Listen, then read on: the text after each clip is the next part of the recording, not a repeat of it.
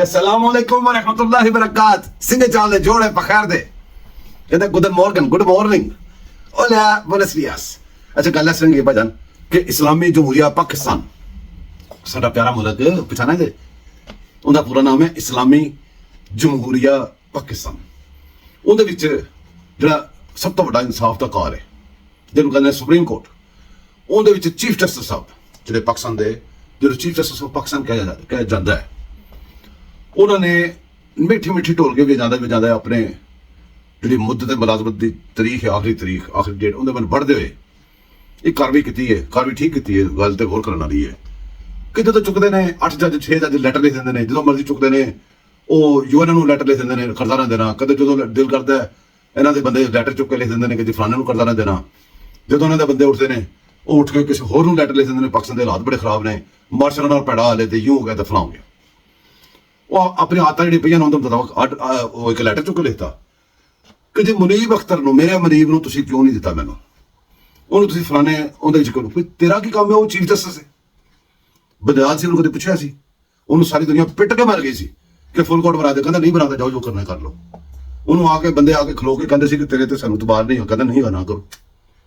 तुहानूं याद हैगा सारी गल्लां, तुहाडे कोल भुलियां नहीं आ।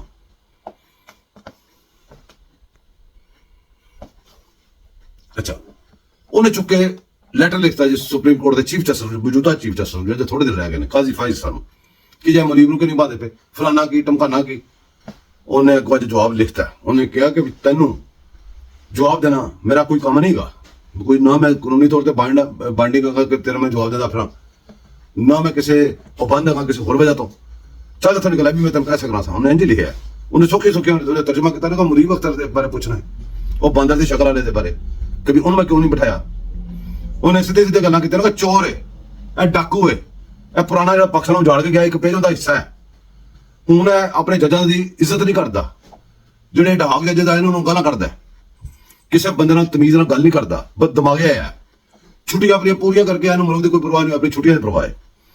उन्हें कहा बेईमानी के सब एक नंबर है, करप्शन के एक नंबर है, हर पासों एक नंबर है, तो मुल्क पासे बड़ा वड्डा गद्दार है। इस वजह नहीं बिठाया, जा हम जो करने कर लै।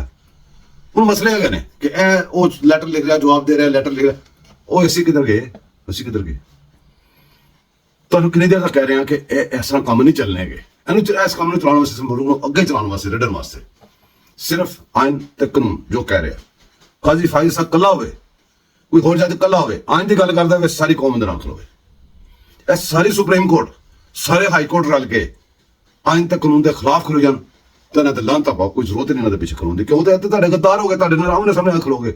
तुसीं किधर होना चाहिए अपने अपने स्टेट के कानून नाल, ते कानून नाल खलोवो ना। तुसीं ਇਹ ਪਰਾਂ ਜਾਂਦੇ ਇਹਨਾਂ ਨੂੰ क्यों तुसीं शाबाश ਦਿੰਦੇ, क्यों कहते जी हीरो ने साडे, ਉਹ ਲੱਖ ਦੀ ਲਾਨਤ दुश्मनों हीरो कहने वाले ਤੁਹਾਡੇ ਤੇ। बरल ਗੱਲਾਂ ਬਾਤਾਂ ਚ ਕਰਦੇ ਰਹਾਂਗੇ ਅਸੀਂ।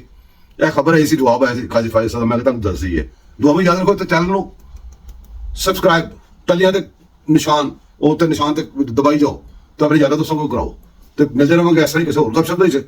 ਦੁਆਵਾਂ ਯਾਦ ਰੱਖਣਾ, चैनल को सब्सक्राइब करना, लाइक करना, शेयर करना। अल्लाह हाफिज़।